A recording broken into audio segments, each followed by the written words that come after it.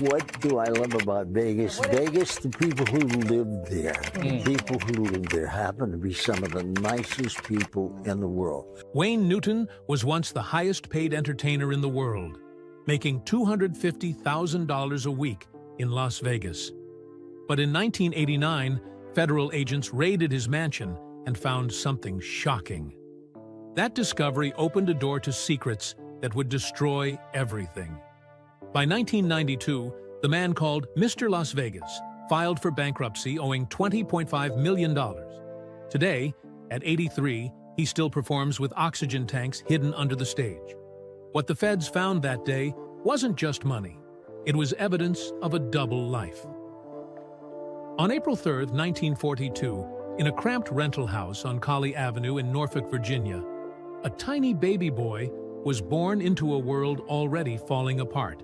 His name was Carson Wayne Newton, and he came out weighing just 5 pounds and 8 ounces. The country was in the middle of World War II. There were food shortages. There were money problems. Baby formula cost 45 cents a can, but most stores didn't have it. His mother, Evelyn, tried to stretch what little she could find by adding water. His father, Patrick, was a Navy mechanic making $28 a week and working day and night just to keep things together.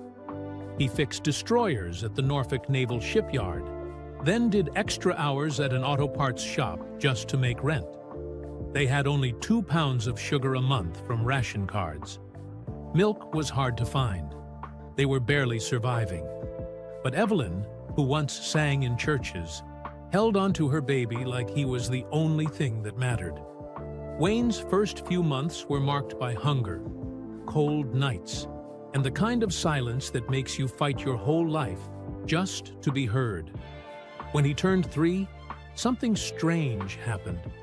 His small fingers began to swell. They twisted and ached. Doctors called it juvenile rheumatoid arthritis. It hurt so much he couldn't grip anything properly. His hands turned red and stiff. He couldn't hold a fork, couldn't throw a ball. But his mother had an idea. They spent $147 on an old upright piano and 6 months of lessons with a kind woman named Mrs. Hutchins, who charged just $2 per session. Wayne cried through every class. The keys felt like bricks pressing into his bones. He couldn't do it. So Evelyn went to Woolworths and bought an $8 ukulele. She remembered a few chords from her church days and passed them down one by one. The ukulele strings were softer, easier to press. Slowly, painfully, Wayne began to play. His joints screamed, but he kept going. By age 4, he could perform 12 full songs. His fingers wobbled and vibrated from pain, but that same vibration became his sound. Doctors gave him aspirin. Music gave him everything else. Then came the summer of 1947. He was 5. His father had saved for 3 months, scraping together $3 per ticket and $11 for gas to take the family 320 miles to Roanoke, Virginia. Hank Williams was performing at the American Legion Hall. During the break, Wayne wandered through a door backstage while his parents were buying 15-cent Cokes. Hank was there, alone, tuning his Martin D28 guitar and complaining about the heat from the stage lights. Wayne didn't wait. He just started singing Jambalaya in that high, clear voice that somehow cut straight through the noise. Hank stopped, stunned. His eyes welled up. He knelt down to Wayne's level and whispered, "Son, you've got something special. You'll be bigger than me someday, mark my words." Then he handed him a guitar pick that read, HW to WM, 1947. Hank was gone 6 years later. But that moment never left Wayne. He carried the pick in his pocket during every show until it cracked in 1963. By March 1948, Wayne was 6 and barely breathing. Chronic asthma choked his lungs multiple times a week. The thick Virginia air and smoke from the shipyards made things worse. One night that July, he stopped breathing completely for almost 2 minutes. Paramedics used adrenaline shots to bring him back. The hospital bill came to $340, more than his father made in a month. Desperate for money, Evelyn called WTR Radio. She offered Wayne's voice. Bill Stewart, the station manager, gave him $5 per show. He sang with an oxygen mask beside him, wheezing so loud people thought the radio was broken. But he kept singing. By age 8, he made $25 a week, more than most grown men. Each note was a fight for air, but his voice kept pulling people in. Then came the biggest gamble. In August 1952, after 11 days in the hospital, a doctor told them Wayne wouldn't survive 2 more years in Virginia. Arizona's dry air might save him, so they sold everything. The house for $2,800, the car for $750, Evelyn's engagement ring for $65. They got $3,615 and packed a used 1949 Chevy truck. They drove 2,400 miles to Phoenix and arrived with just $127 left. Patrick quit his Navy job that paid $45 a week. They rented a 2-room apartment for $35 a month on East Van Buren Street. The 3 of them shared one bed. Dinner was beans and cornbread. But Wayne could breathe again. Within 3 months, hospital visits dropped. The dry air was saving him, even as the poverty nearly broke them. By 1948, 6-year-old Wayne and his younger brother Jerry were performing on Phoenix's KTYL radio show, The Lou King Rangers. They earned $10 a week, 5 performances after school. The money barely helped. Some days they skipped lunch to save the 25 cents for bus fare. They ate dry crackers in brown paper bags between segments. Wayne's grades dropped. He fell asleep in class. Stage fatigue at age 6, but he never stopped singing. In 1952, at age 10, Wayne started appearing on local TV doing impressions of Dean Martin and Jimmy Durante. One day, during a live show, he had an asthma attack right in the middle of his Dean Martin bit. He gasped and turned blue. The audience heard every breath, but producers signaled him to keep going. He finished the segment, then collapsed backstage. Nobody called a doctor. The next day, he was back on air. In 1953, Wayne and Jerry joined a traveling Grand Ole Opry tour. 45 states, no air conditioning, a broken-down 1947 Chevy. In July, they reached Lubbock, Texas. It was 105 degrees. 11-year-old Wayne wore a wool suit and cowboy boots. He sang 12 encores for 3,000 people. After 2 hours in the sun, he collapsed on stage from dehydration. His body temp was 104. Paramedics rushed him to the hospital. 3 days later, the tour manager stood at his bedside demanding he perform again. That was the world of child stars. In 1955, Wayne got his big break on NBC's The Horace Heidt Youth Opportunity Program. He was 13 and sang Too Young with a voice so deep the judges accused him of lip-syncing. Mel Torme demanded he sing a cappella on live television. Wayne broke down crying but did it anyway. He won 3rd place and $1,000, but the damage was done. Some viewers called him fake. Some said he was too good to be real. Then came 1956. At county fairs, Wayne earned $75 a show, but his Cherokee roots became a problem. Southern venues rejected him. At the East Texas State Fair, he was demoted from headliner to opener because of how he looked. In Mississippi, one promoter said he could only perform if he wore makeup to look more American. His mother refused. They lost the $300 gig. Over time, they lost $2,000 in bookings due to racism. They changed his stage name to Wayne King and sent Jerry's photo instead of his. In May 1958, 16-year-old Wayne and Jerry landed a 2-week gig at the Fremont Hotel's Carousel Room in Las Vegas. They did 6 20-minute sets every night, split $100. Casino bosses were impressed and extended the contract, but didn't raise their pay by a cent. The place was mob-run. If they left, they risked trouble, so they stayed. Vegas was now home. One night, Red Skelton was headlining. Wayne did something insane. He jumped on stage mid-show and started singing Too Young. The crowd of 800 roared. A 3-minute standing ovation. Backstage, union reps screamed at him for stealing the spotlight.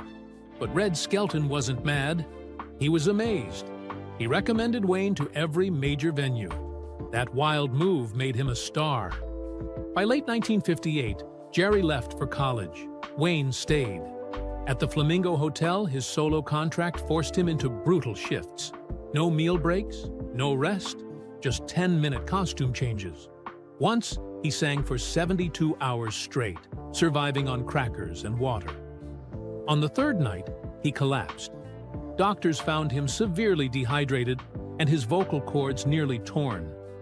The Flamingo docked his pay for missing the final set. Then, in January 1962, everything changed. Wayne appeared on The Jackie Gleason Show. 40 million people watched. He sang, "Danke Schoen." Jackie Gleason was speechless. CBS got 12,000 calls within the hour. He was offered a recurring spot. His Vegas pay jumped from $500 to $5,000 a week. Over 50,000 fan letters poured in. The boy who once couldn't breathe was now on every screen in America. On October 1st, 1963, Wayne Newton's life changed with the release of a song Capitol Records never wanted. Danke Schoen sounded too foreign to the executives. They said it wouldn't work in America. But Wayne had already sung it over 300 times during his Vegas shows, molding every note until it felt like it belonged to him. Jackie Gleason saw him perform it once, then picked up the phone and demanded Capitol release the track. It was a gamble, but the song hit number 13 on the Billboard Hot 100 and became his signature. The track that almost got buried became the one that defined him. It opened the gates to major shows, big stages, and the illusion that Wayne Newton was finally untouchable.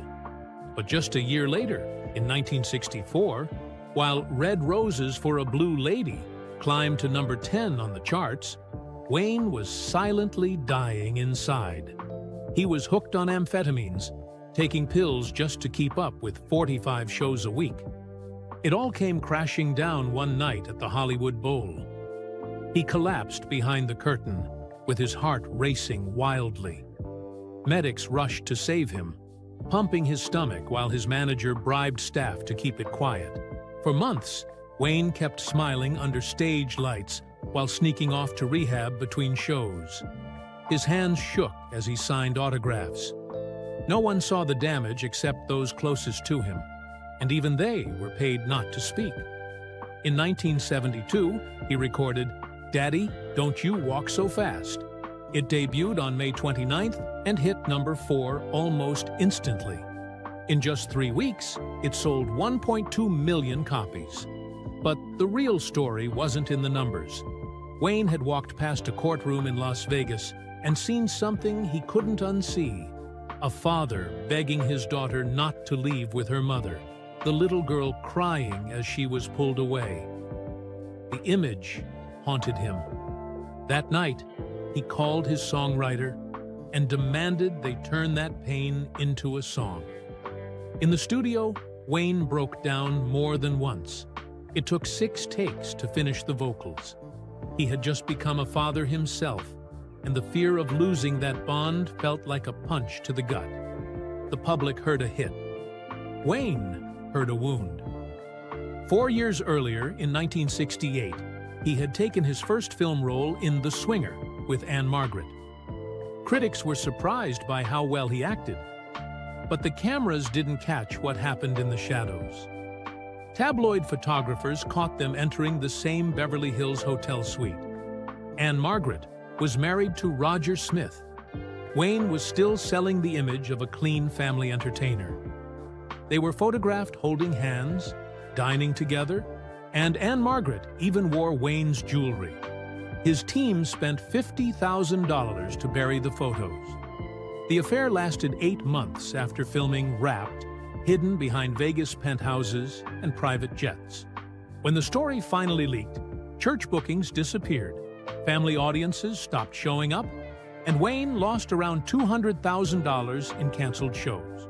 The mask of innocence had cracked. By 1975, he was making $100,000 a week in Las Vegas. He had become a king of the Strip. But the IRS wasn't watching the stage.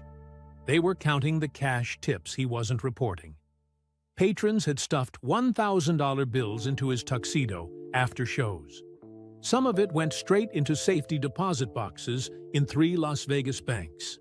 They even found $75,000 in cash hidden inside his dressing room piano bench. He called it gift money. The IRS called it tax fraud. They slapped him with nearly $400,000 in penalties and back taxes. It was just the beginning of the financial storm that would haunt him for decades. At the Desert Inn from 1966 to 1980, Wayne drew 500,000 fans every year with 3-hour shows 6 nights a week.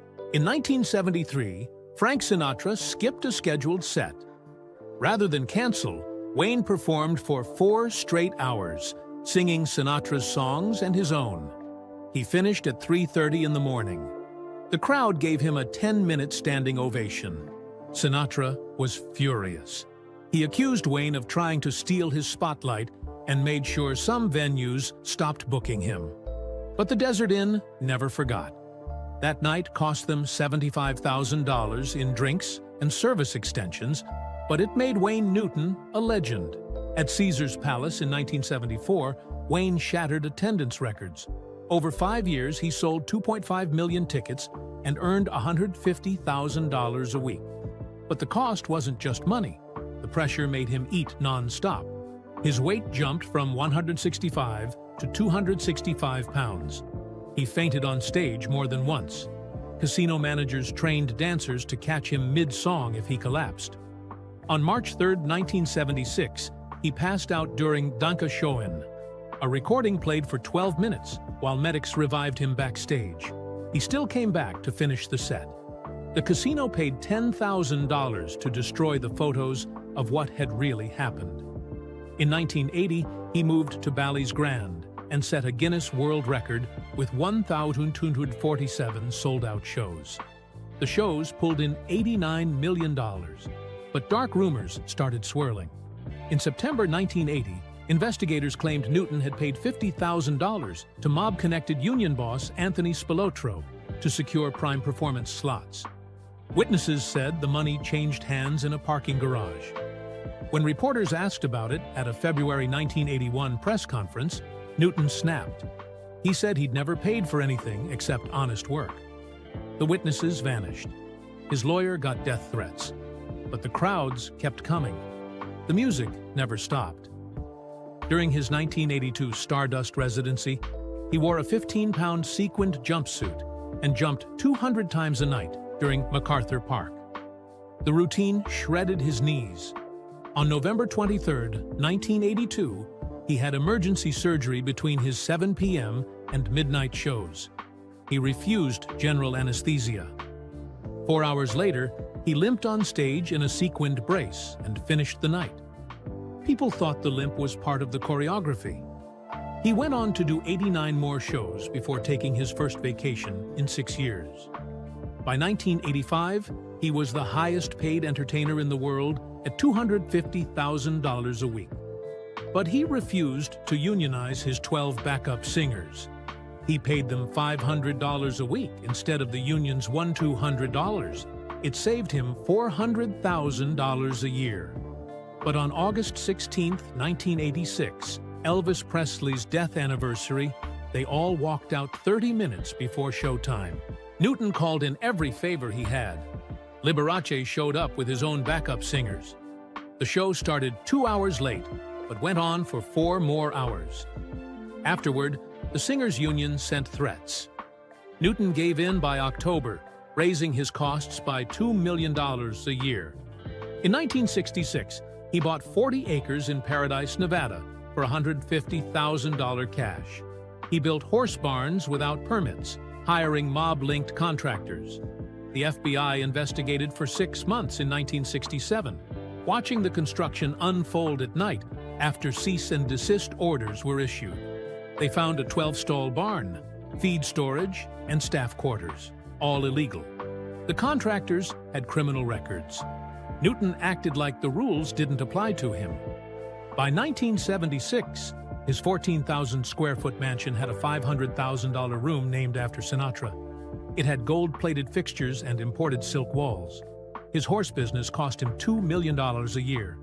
He bought a $180,000 Arabian in 1977 using high-interest loans, while his monthly income from breeding was only $4,500. By 1978, he owed vets $300,000. That same year, he built a $1.5 million private zoo. It had lions, tigers, monkeys, birds, and reptiles. In 1980, one of his monkeys bit a 9-year-old girl's face during a party. She needed 47 stitches and plastic surgery. Newton had known the monkey had bitten 2 staff members before. The family sued for $75,000. The case was settled quietly. Afterward, stricter laws were passed across Nevada. In 1982, he built a $3 million private runway. He flew his Learjet alone without a license. Between 1982 and 1983, he flew over 200 hours without approval. One night in September 1983, his jet came within 500 feet of a commercial plane over the Grand Canyon. The FAA found he'd forged documents. He was fined $50,000 and forced to ground himself. By 1985, his estate had grown to 52 acres with 7 guest houses. That year, a $400,000 vintage car collection vanished in a theft that smelled like an inside job. Security cameras failed. Gates were unlocked. No one was charged. The cars were never found. Then came the Aladdin Hotel disaster. On October 7, 1980, Newton bought the hotel for $85 million. He used $15 million of his own money and took a $33 million loan from the Teamsters Union Pension Fund, money tied to organized crime. Just 23 days later, NBC aired a special showing Newton meeting 15 times with a Gambino crime family associate. Attendance at the hotel dropped by 40%. His shows went from full houses to a few hundred people a night. In 1981, he fired 200 workers to save $3 million a year. Protests followed. On March 15th, someone threw a Molotov cocktail at his limousine. Newton survived. The suspects were arrested, but released quietly. He hired bodyguards and installed bulletproof glass. By 1982, the hotel was losing $2 million a month. Newton sold his stake for $10 million, losing $5 million. His partner accused him of stealing $1.2 million in ticket sales. Newton sued back. They fought in court for 3 years. No one won. His reputation never recovered. In 1983, the IRS found he owed $850,000 in taxes. He had flown the hotel's private jet 47 times to his Virginia ranch and lived in a $3,000 a-night suite without paying. He claimed it was artistic compensation. The IRS didn't agree. He had to mortgage his beloved ranch to pay the bill. On April 13, 1983, Wayne Newton sued NBC for $15 million, claiming they had lied about him having mob connections. He said they ruined his name. For years, he had been Mr. Las Vegas, singing love songs and winking at grandmothers in sparkly gowns. But NBC aired reports tying him to men like Guido Penosi, a known associate of the mob. They said Newton needed favors to buy the Aladdin Hotel and Casino, and Penosi was the man helping him behind the scenes. The worst part came in court. In 1986, Penosi himself got on the stand and said Newton paid him $50,000 for protection during the deal. But the judge didn't let the jury hear it. The jury only heard half the story. Then came December 17, 1986. A Las Vegas jury awarded Newton $19.2 million in damages, the biggest news libel payout in U.S. history. It felt like a huge win. Cameras flashed, People cheered, but behind the celebration, something didn't feel right. After the trial, one juror admitted he had been a longtime Newton fan. It looked like the case was biased from the start. NBC appealed, and the fight dragged on for years. Newton paid $4 million to his lawyers. He had to keep performing every night just to cover his bills, singing the same songs under hot lights, while his fortune drained away behind closed doors. Then came the fall. In 1990, the Ninth Circuit Court of Appeals overturned the entire verdict. They said Newton never proved actual malice, the legal standard required for public figures in libel cases. NBC walked away free, but Newton was left with nothing. The final blow came from a phone call. A 1981 tape surfaced where Newton was heard asking Pelosi for vague favors during business talks. That one recording was all NBC needed. Newton had to post another $2 million in appeal bonds, and now he was stuck with all the costs. The court had just told the world that NBC might have been right all along. A year before that ruling, Newton had already hit rock bottom. In 1989, IRS agents raided his Casa de Shenandoah estate. They seized $800,000 worth of cars, art, and furniture. They were looking into $2.4 million in unpaid taxes going back years. The agents combed through stables, and that's when they found something strange. $100,000 in cash stuffed inside horse saddles. It looked like unreported tips from his Vegas shows. Hidden money? Hidden problems? The house that had been his personal sanctuary was now crawling with federal agents, flipping through records and taking things away. In 1991, Newton settled with the IRS for $1.8 million, but the damage was done. He was broke. In a panic, he secretly mortgaged the family home without telling his wife, Elaine. When she found out, it nearly ended their marriage. Their finances were in chaos, and Newton's health started to crack under the weight. He canceled 20 Vegas shows due to stress. Every missed performance meant more debt. His perfect life was now a slow-motion collapse. Then came the worst day, August 18, 1992. Wayne Newton filed for Chapter 11 bankruptcy. He owed $20.5 million, but had only $2.1 million in assets. He was making $25,000 a night, but it wasn't enough. Just the interest on his debts was $500,000 a month. To keep up, he was working 50 weeks a year. The man once called royalty in Vegas was now trapped in a nightmare of loans, lawsuits, and losses. He had spent millions on Arabian horses, stage costumes, and the 52-acre estate. But now even costume designers were among his creditors. The horses were next. Creditors took his 40 Arabian horses and sold them at public auction. They made $1.2 million, barely half what they were worth. But Newton wasn't ready to let go. He showed up secretly and started bidding under a different name. He bought back several horses. But this desperate act added $800,000 more to his debt. People at the auction said it was heartbreaking to watch him fighting to save animals he couldn't afford, bidding against the people he owed money to, clinging to a life that no longer existed. In 1997, he tried something new. He opened a theater in Branson, Missouri, with Tony Orlando. At first, it looked promising. Crowds came, about 900 people a night. But behind the curtain, the business was losing $2 million a year. Newton got paranoid. He planted a hidden microphone in their dressing room and recorded Orlando's private conversations.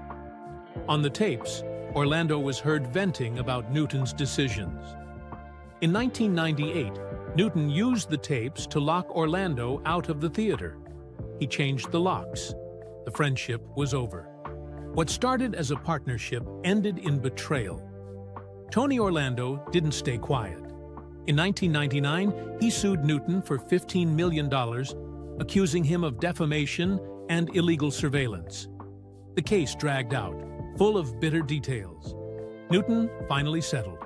paying Orlando $3 million and agreeing to never speak to him again until 2016. A 17-year silence clause. Their 30-year friendship was gone, cut off by lawyers and tape recordings. And Newton was now $3 million poorer. Then came more IRS trouble. In 2005, they hit him with another $1.8 million in penalties. This time, they were ready to take the estate. The stress boiled over.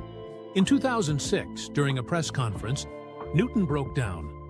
He blamed his advisors, fired them on the spot. Reporters said it was a meltdown. The polished man from the stage was gone. In his place was someone angry, confused, and desperate. Casa de Shenandoah, his kingdom for so many years, now stood on the edge of foreclosure. Still, he wouldn't quit. In 2010, he sold 80% of the estate to a developer for $19.5 million, thinking it would help him rebuild. But in 2012, that company went bankrupt. Newton was forced to move out of his own home and live in a nearby $3 million house, while strangers controlled the land he loved. To make things worse, he was hit with over 50 lawsuits tied to the exotic animals on the estate. Neighbors complained about noise and smells. They said the monkeys and flamingos were a public hazard. Wayne Newton was now being sued over monkey poop. In July 2019, he sold Casa de Shenandoah for just $556 million, a 90% drop from what it was worth. His memorabilia was gone. Lawsuits had taken it. Even his mother's stage costumes were ruined from poor storage. When he opened the storage containers, he found them rotted and soaked. These weren't just old clothes. They were pieces of history. When he saw what was left, he cried. In 2021, he fell at his Montana ranch. The injury was bad. He needed spinal fusion surgery. He canceled 20 shows. But months later, he returned to the Flamingo stage. He used a cane. He could barely move. What no one saw was the morphine drip hidden under the stage. Between songs, he took hits of pain medicine just to finish. His bandmates helped him off and on the stage. Medical staff waited in the wings. But he kept going. He said it was the only thing keeping him alive. In 2022, COVID hit him hard. Even with boosters, he got sick. He canceled 5 shows, but 2 weeks later, he was back. His lungs were weak. He couldn't breathe right. So he had oxygen tanks installed under the stage. Tubes ran to him so he could take secret breaths between verses. The audience never knew. He sang through the pain. He whispered through the hard notes. But he stayed on that stage. Now it's 2025. He's 83. He's worth $50 million again, making $15 million a year. He performs 3 nights a week. The shows still run 90 minutes. He changes costumes. He signs autographs. But his voice is thinner. His legs are weaker. He travels with a nurse and a therapist. In a Tooth Eye 24 interview, he said, "I'd be in a nursing home without the stage." That wasn't a joke.